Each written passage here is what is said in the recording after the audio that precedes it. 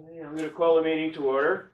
This meeting is held in accordance with Open Public Meetings Act 10:4-6 at SEEK. Annual notice having been forwarded to the New Jersey Herald and the New Jersey Sunday Herald and posted on the bulletin board maintained in the municipal building for public announcements. Would you please rise and join us in a salute to the flag? I pledge allegiance to the flag of the United States of America and to the republic for which it stands, one nation, under God, indivisible, with liberty and justice for all. Would the secretary please call the roll? Mr. Bongiovanni? Present. Mr. Duncan? Mr. Gaffney? Mrs. Crock? Mr. Leggio? Mr. Rayhill? Here. Mr. Ray? Mr. Riley? Here. Mr. Peppin? Here. Councilman Schindler? Mayor Francis? Here. Mr. Gilbert? Here. Minutes. The minutes of the meeting of February 4th, 2020 were distributed electronically. Any additions or corrections to the minutes? Seeing none, I'll entertain a motion for approval. Motion to approve. Second. Mr. Bongiovanni? Abstain. Mrs. Crock? Mr. Rayhill? Yes. Mr. Riley? Yes. Mr. Peppin? Yes. Mayor Francis? Abstain.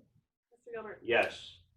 We have no continued applications. We have one new application. Jeff Smith and Linda Bartek, Block 50608, Lot 8, 14 Hilltop Road. Applicant would like to have a shed in the front yard. I believe this is something that's already been done. There are two sheds in the front yard, and our job is to either approve or to tell them to tear them down. So, Mr. Smith, are you here? Yes, sir. You want to come forward, please, and be sworn? It's all new to me. Where do I go? Thank you. Perfect. Raise your right hand, please. You swear the testimony about to be the truth, the whole truth, and nothing but the truth? I do. And this will make sense. Jeffrey S. Smith? And you're the property owner? Yes, I am. Okay, did you get the letter from Mr. Vermont McDonald indicating that this is complete application and the technical review? The technical review indicates that the testimony should be provided regarding why the sheds cannot be located such that a setback variance is not required and such that there is 10 feet between the sheds. Did you receive that? All right. Okay. I emailed it. All right. So, basically, here's what we have. You've already put up the sheds. You've already done all the work. You put up the sheds. I guess the only variances requested are front yard setback and footprint, accessory structure to the front yard, and the distance between the buildings is supposed to be 10 feet, and they're not. So I guess you're supposed to provide testimony explaining to us why the sheds had to be placed where they are. Well, what happened in my 66 years, I can honestly tell you, I've never had a shed before. I had a shed in Jefferson. One of these sheds was in Jefferson. I didn't need any permit or anything over there. So all I did, I was very fortunate to sell my house in 16 North Parkway, buy this house, close both houses within 32 days. So you talk about running around like a nut job, like maybe I'm a pheasant from a pheasant farm, but I had to pack, move this. This house does not have a basement.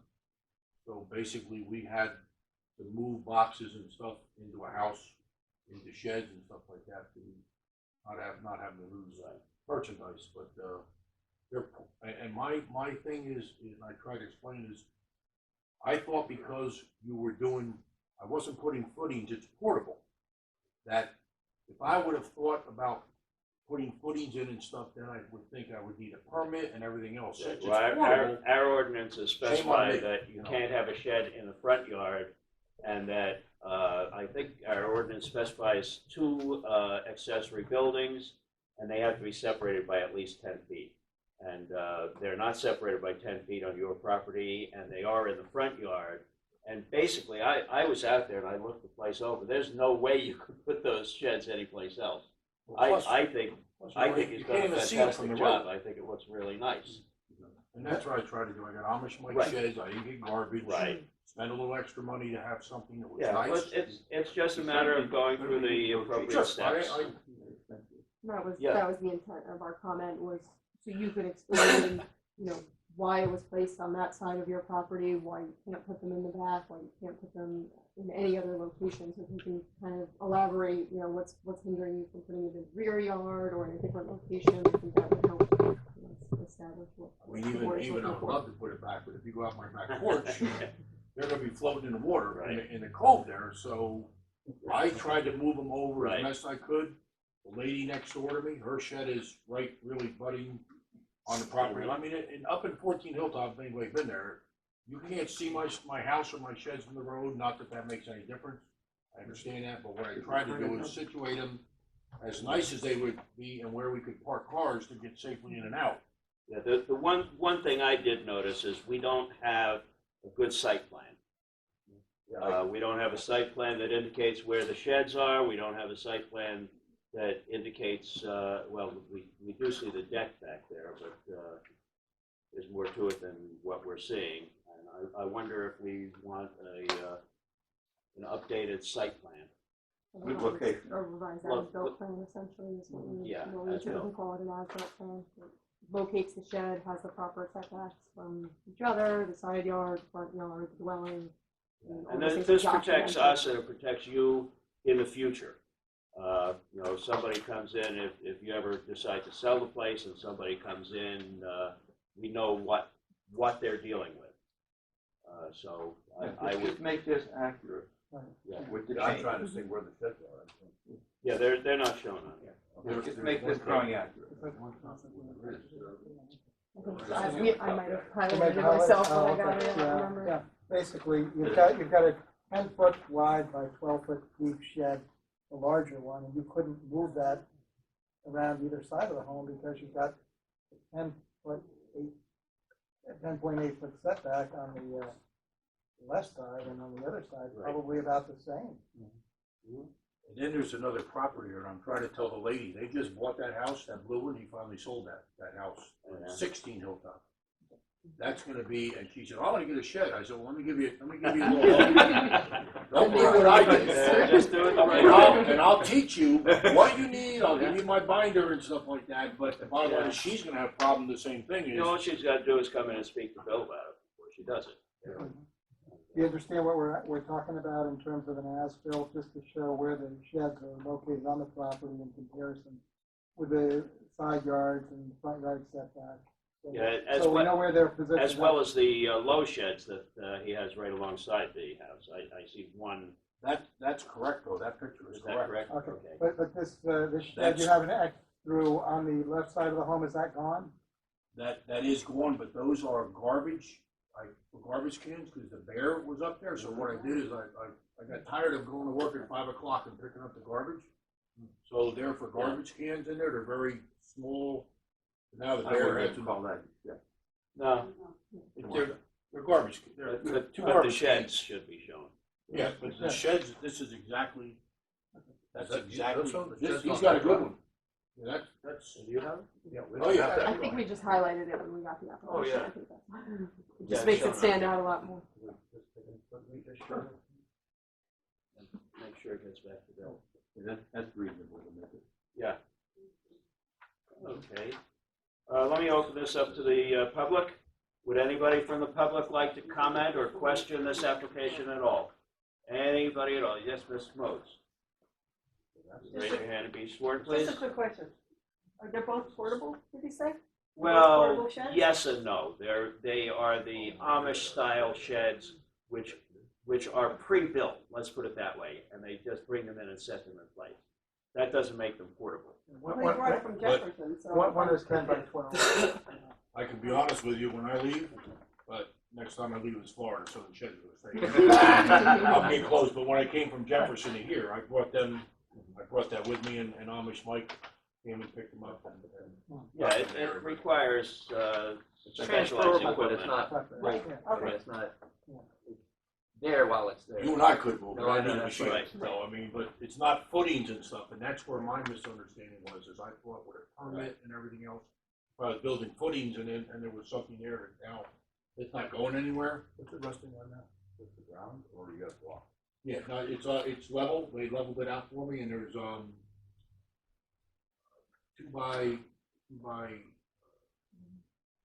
concrete slab, like you would put down for, yeah, like cement block type thing on the ground. And it sits on the cement block. Yes. But it's not high, it's only, Yeah, I understand. yeah. Anybody else in the public? I'll bring it back to the board. Make a motion. Okay. Okay, and that motion will include an as-built survey. Okay. Mr. Bongiovanni? Yes. Mrs. Scott? Yes. Mr. Rehel? Yes. Mr. Riley? Yes. Mr. Coppin? Yes. Mayor Francis? Yes. Mr. Gilbert? Yes. Been approved. Well, my wife, I call you back in 5 minutes, come pick me up. Right. Yeah, we will, we'll have a resolution in about a month. We'll just formalize everything. What, you need, what, anything that you need? Yes, Bill. Just the as-built, Yeah. just the as-built survey. So Well, you can see, you had a septic plan done by Terry Yeager. Mhm. You can probably contact his office and say, can you help me out to get an as-built location Okay. to show where they are. Yeah, he'll just add So that right you on. might have had to get a survey when you purchased the property as well. Yeah, when the septic is designed, should have been a survey. Yeah. And that'll be good because it'll be current. Okay. All right. Thank you very much for Thank coming you very in. much. Zoning officer report, Bill. Yes. Every now and then I have a conversation with Mr. Haggerty about restoration ordinance. And of course, the problem is that our ordinance is very, very lenient, but it's not in keeping with the municipal land use law. So Mr. Haggerty said we should really discuss this. So that's why I handed it out. Paragraph, the end, the final paragraph, D, it says partial destruction. For purposes of this section, the term partial destruction shall mean the destruction of a structure which is less than 100% of the structure, including the foundation. So, you could have, break around and find a little remnant of a foundation and say that's fine. The municipal land use law is vague in regard to this, I'll put it that way. It talks about partial destruction and then what's partial. And in our treatise on this, it says, well, the rule of thumb is 2 walls. Not exactly what the language says, partial, but the rule of thumb is generally with 2 walls, and then you can rebuild the structure as long as it's not encroaching, obviously, across the lot line or anything like that, but otherwise you could rebuild it, not expand it, but rebuild it. And ours is, look, if you can find any indication whatsoever, you can rebuild it. So Oh, okay. that's the difference. So you're suggesting that we do something about We paragraph D? delete that final section and just make it read the same way as the statute. Because, Right. somebody could challenge if we approve something and say, hey, look, we approved that, and it's inconsistent with it. But we still have discretion. You still have If discretion. someone wants to use that. Right. Well, what does 2 walls mean? Yeah, I mean, what's 2 walls? yeah. No, and Two cellar walls? I just had this in Montague with a garage, and the guy was paying attention to that, and he left the side wall and the back wall of his garage. He said, I can rebuild, and I guess that's prefer probably a true. foundation. Yeah, but I Foundation think what we wall. can do, we have somebody come in who's knocked it down, and if it looks like it's an appropriate it is an appropriate location, it's not adversely affecting the neighbor, we can always say, hey, look, yeah, rebuild it there, that makes good sense. But I suppose if it's, you got a 100-foot wide lot, and the thing is 2 feet from the lot line, maybe that's not so good. Maybe you could put it back into the property and not so adversely affect your neighbor. The pre-existing non-conforming, if it can be adequately proven as pre-existing non-conforming by way of sideline, which was vintage Hopatcong. Like every house, especially corner, where every house is too close to the road, and most of them are too close to the sideline. Right. But so, I'm more comfortable with talking about foundation. If you have a foundation wall, We just have to consider deleting that less than 100%, because that's just not what the land use law says. It says partial. So it's up to you folks Well, to, partial less than 100%. well, I don't think we should explicitly. I mean, I can argue both ways, but I want to do what's best. I want to do what's best for the property owner. No, I understand. We want to have the best situation for the property. But I think we should seriously consider changing that from 100%, because as I say, it exposes us to a challenge. Somebody comes in and says, hey, look, what are you guys doing? You're asking Bill to approve this, and that's not fair to him. Well, we know the Well, of course statute not, doesn't say because it always winds up here with you.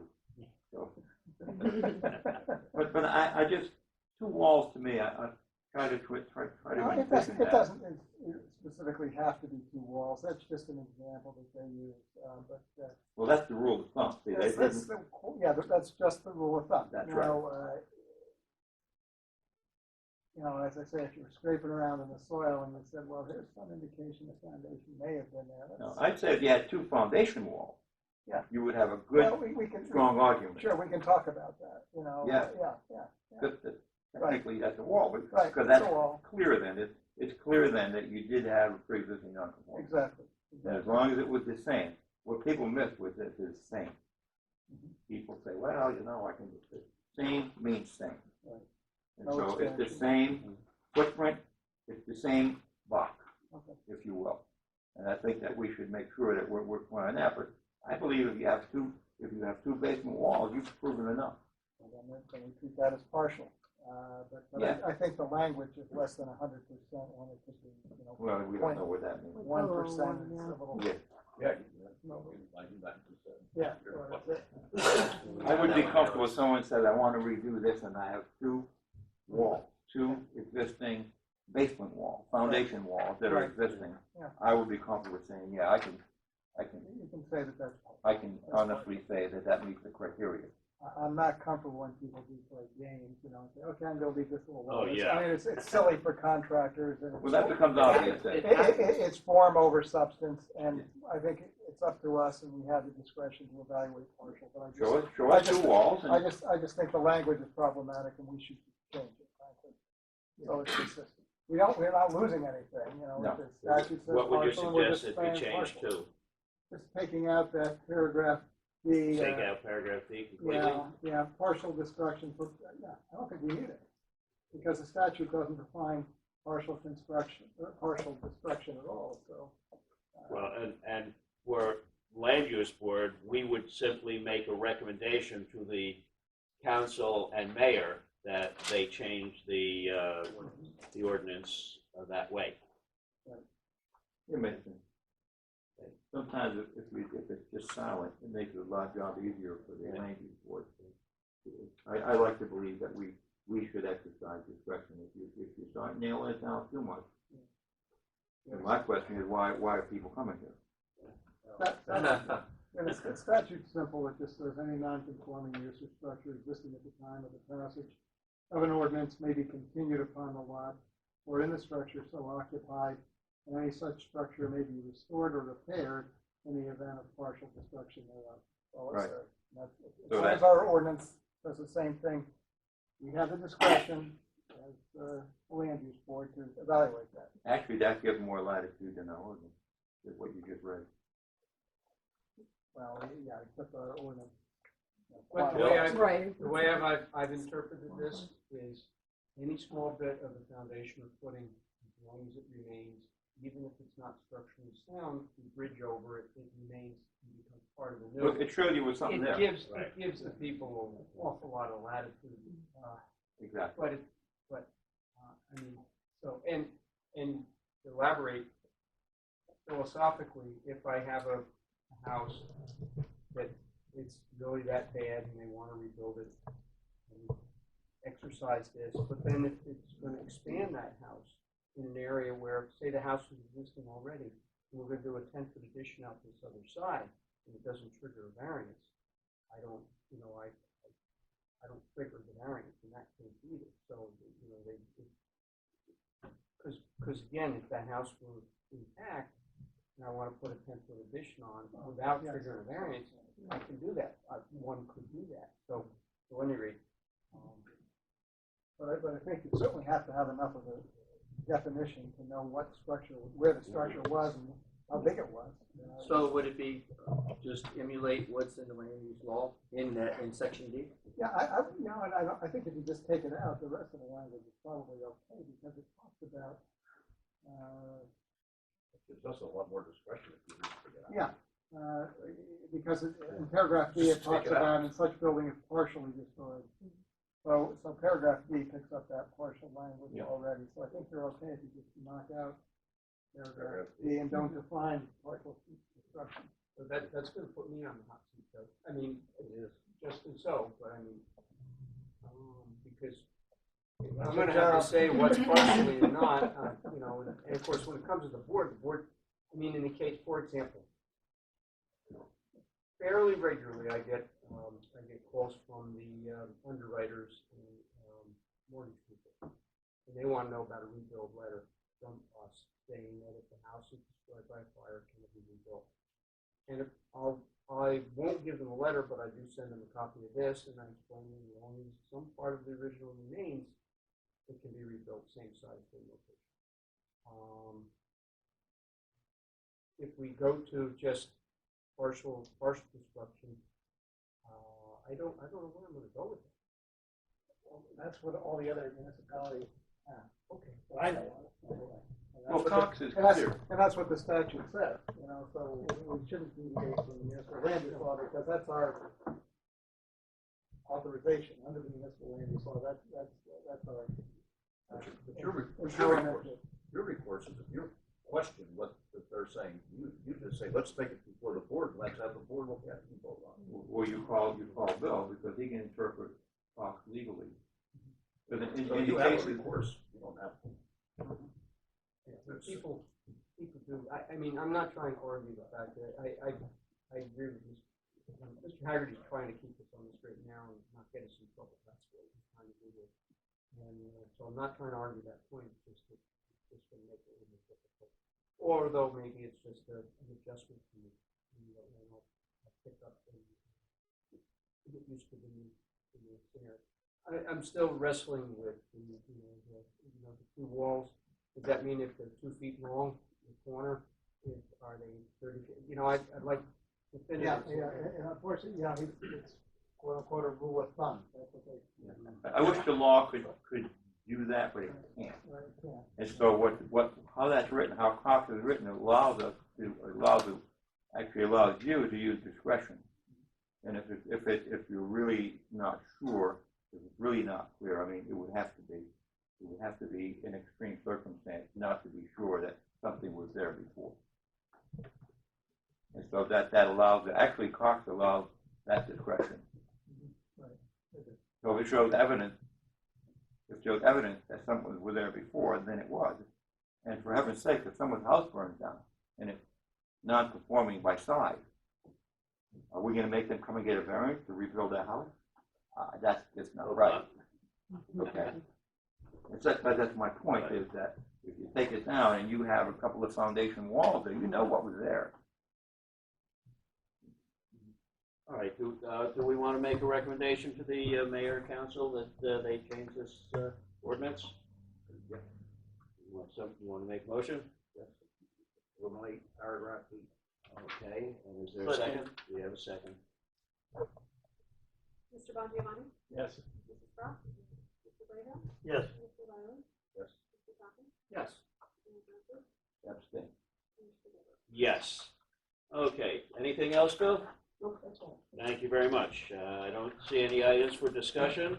We have two resolutions. First, resolution Hudson Farm IAT reinsurance, hearing date January 21st. Motion is in order to approve the Hudson Farm IAT reinsurance resolution for the site plan and variance approval to authorize the renovation and expansion of the existing building at 210 Stanhope Sparta Road. This has been distributed electronically. Are there any additions or corrections to that resolution? Seeing none, I'll entertain a motion. Okay, is there a second? Second. Mr. Bongiovanni? Yes. Mrs. Brock? Mr. Brado? Yes. Mr. Riley? Yes.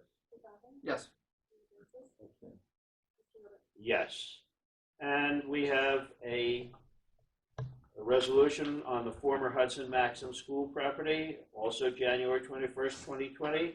Motion is in order to set forth a recommendation in accordance with local redevelopment and housing law, NJSA 40A:12-1 at Seek, as to property designated on the Hudson Borough of Hopatcong Borough map as block 20601, 20612, lot 1, former Hudson Maxim School property. Moved it? Second. Okay, and just a note, this does not include the parking lot. Brought that up last time, we'll bring it up again. Just this property. Mr. Bongiovanni? Yes. Mrs. Croft? Mr. Mayhew? Yes. Mr. Wiley? Yes. Mr. Coppin? Yes. Mayor Francis? Mr. Miller? Yes. And that leads us right into correspondence. The one item of correspondence we have is from the Lake Hopatcong Commission. It was sent by email. It was received just today and distributed to all board members electronically as well as this evening. Comes from the Lake Hopatcong Commission, and it references the Hudson Maxim School property, and it's a request from them to be included in our deliberations and on the redevelopment plan. I don't think we need any discussion on it unless somebody from the board wants to discuss it. I thought we'd been noticing them. We have. We do know. I think Colleen is here. She can speak to it if she'd like to, but I think it's requesting a little bit more than just that. Yeah, Yeah, it they're- says, they're- well, right in the process. Yeah. I don't think we should do that. That's asking to put somebody else on the board involved in the process. I of the agree. discussion. I don't think we should. I I'm glad to listen to their counsel on what they think and what we should do, and then we go ahead and vote on it, but I don't think we should have them have a seat on the board. And No, You don't read it that's, that way? no, that's correct. I think it's basically that they have notice and sufficient time to provide a report to the board. well, I think that and on the other hand, I would like them to notify us in a timely manner too. The letter was dated February 13th. It wasn't emailed until this morning, so we didn't even get a chance to look at this. Colleen, you want to mention this? Yeah. Come on. Colleen Lyons is a representative of the Lake Hopatcong Commission.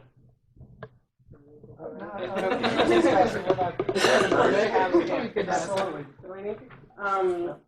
So I have to go through, there's 11 members on the commission, plus alternates, plus the chair, plus planners now.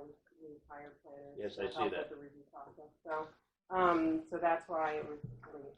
And we didn't receive notice on this, which is the reason we sent the letter. Did you receive notice of our last of the open public meeting? Because we did have an open hearing on it. No. And it was pardon? There was no notice in December, it was notice in the newspaper. Right. But there was no, Individual essentially notice. 200-foot list. Well, no sent 200-foot list or anything, but it was in our agenda. It was We in our discussed agenda. it a couple of meetings.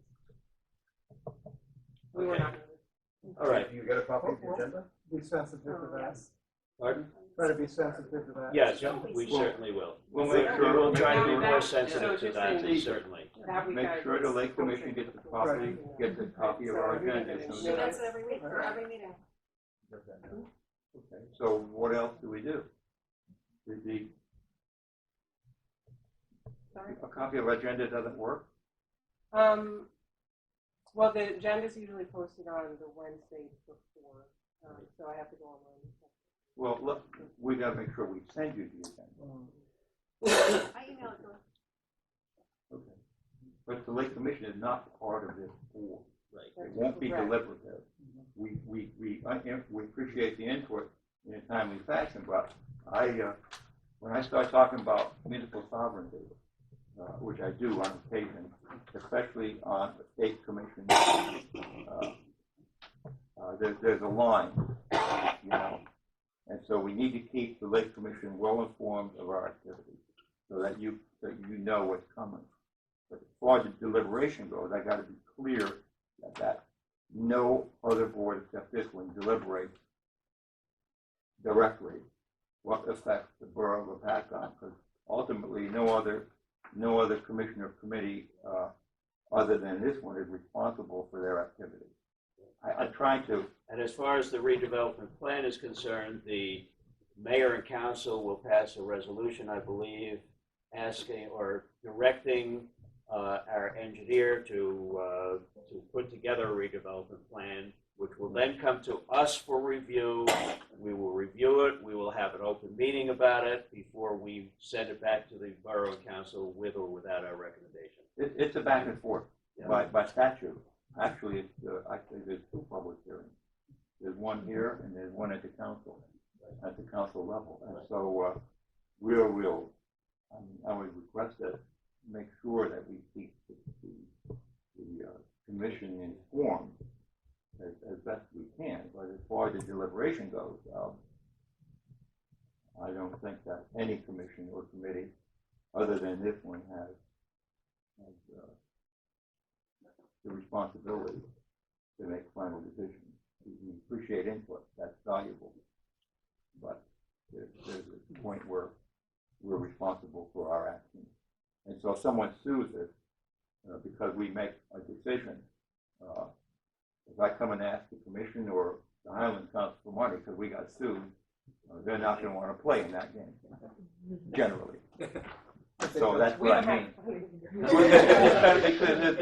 Because I mean, we need to do it responsibly, and there needs to be an exchange of information so everybody knows. But we appreciate input again. But the deliberation is really with this land use board, and the appeal, of course, is to the governing body. Is that okay, Colleen? Yes, did you happen to read that section, which is our enabling legislation? Oh, yeah. Okay, so that does just outline that we would just review and evaluate the proposed amendment, revision, or application to assess its potential impact on the Hopatcong. So not necessarily, right, but just the municipality keep us involved. And we've been doing that, you know, that you all come and we talk about when we have to put docks in or there's something directly involving the lake. Yep. And that's the real spirit. Right. The lake And you might point out to your newly hired planning consultants and the other members that we do need a little bit more lead time in order for us to consider any input at all from your commission.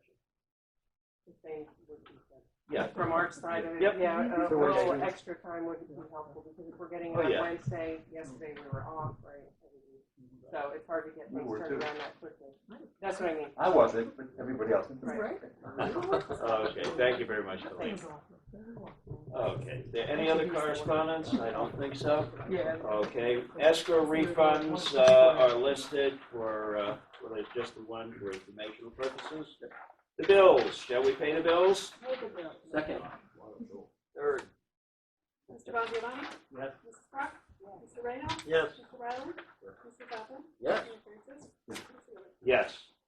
At this point, I will open the meeting to the public. Would anybody from the public like to address the board on any issues at all? Any issues at all? Ms. Modes? I'm gonna ask. You know what they're doing down where the tractors are? You know, Where what is? when you come into the town across from the, Oh, by where the trucks park? yes, I don't. they knocked the house down, so I figured maybe you guys know. Yeah, well, it was, they took the house down. I rather suspect it was because it was a tax burden, and they have no intention of using that building again, I suspect. And so they took that building down. And they still are planning on doing the car wash. They have approvals to do the car wash, but you know, that's not something that trigger is not going to be pulled next week. Is that approval still in effect, or has that expired by now? I think it might have expired. It may be due for a renewal. Yeah. You know, quite frankly. Yeah. Well, they came back and it was extended, but I think I was actually on the board with that. I think it might have That's expired years by ago. now, but, Yeah. Years ago. we'll see if they wanna go forward with it, we'll see. Okay, Bless you. Put it down for no reason. That I can make it. apparently. All right, thanks. Anybody else? Anybody else want to address the board? Any issues at all? Okay, seeing none, I'll bring it back to the board. Old business. I attended a webinar on February 12th, put on by Host Compliance and Ulrich Benzer. And I thought it was very interesting. The problem was, it had to do with Airbnbs and whether or not we can regulate them and how you go about regulating them. And it was a 1-hour webinar, and I sat down at my computer, and the first half hour was Ulrich Benzer, and he was interesting. And the second half hour was going to be Mr. Kavanaugh, who is a legislator in Arizona, and the computer froze. I got no video, I got no sound. However, they did send me a link to the webinar, and this afternoon I watched the portion that I missed, and I thought it was very interesting. And actually, Mr. Mayor, it would be more interesting for you and possibly some other members of the council than for me, although I did go. And there is another webinar coming up on Tuesday, March 10th, and these webinars are 100% free. I am not available for the next webinar, but I did register anyway because they will then send me the link to the webinar. I have the link to this past webinar. If anybody's interested in it, all you have to do is send me an email. You will have my email address, agilbert@hopatcong.org, and I will send whole business. We're working on that ordinance as we speak. Oh, I know. I have personally spoken to the Jersey City mayor. Interesting guy. Mm-hmm. They worked hard on theirs. There are pieces of their ordinance that are very interesting, to say the least, and some really don't apply to us. But and they had a lot more problems than we did, but they had some similar problems as we did. I also spoke to the mayor of a small city in New Mexico that had some problems with Airbnbs, and they had some approaches. So we're still working on our ordinance. The answer is yes, we can regulate them. We will regulate them, but it'll be done in a fashion, I believe, that is understandable and good for everybody.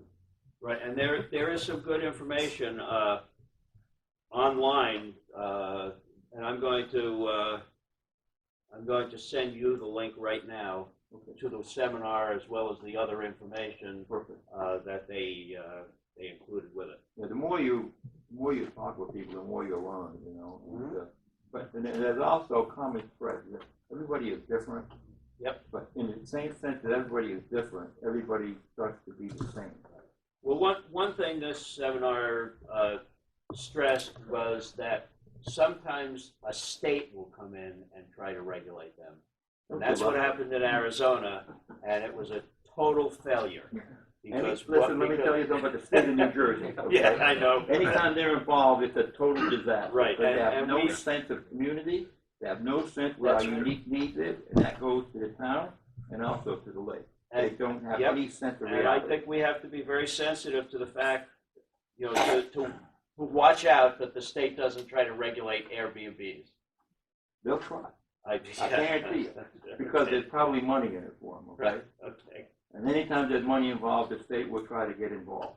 But when there's responsibility, it requires some work, all of a sudden it's our responsibility. So I don't have a problem with taking responsibility, but out once we start working on it. All right, new business, any new business? Seeing none, Mrs. Clark? We are adjourned.